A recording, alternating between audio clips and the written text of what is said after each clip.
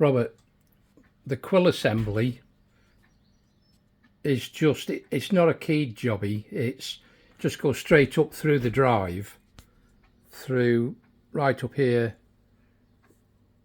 and through the top cog. It's actually, when you're reassembling it, on the back of the quill there's a rack, a cut rack, right, and this jobby here is what drives it up and down, obviously, right, and the return is governed entirely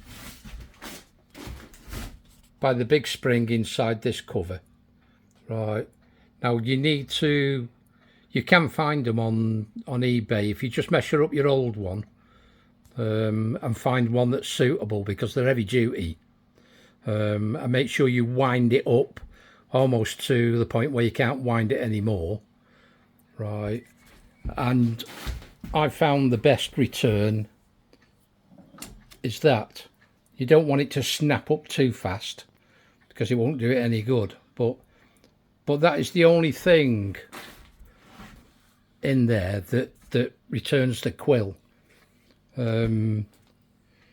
Obviously the actual spindle itself is driven from the top set of gears. There's a keyway in there that in the top set of pulleys, sorry, there's a keyway in there that drives the whole spindle.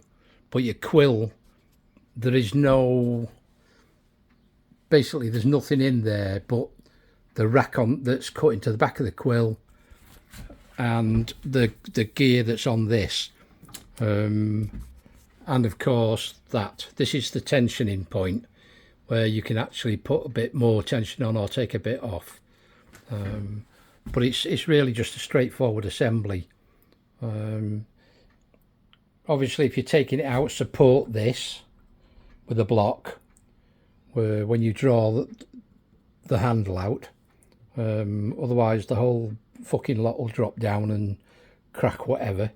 And the same principle, it's a bit fiddly to get the quill in and line it up with the gear on the handle. You can get it jammed, which is a bit of a pain. You've got to go tapping away at this lightly with a mallet to get it to shift itself, but once it's in, right. And then the last job, tension your spring on here. All right, bud, I'll leave it at that.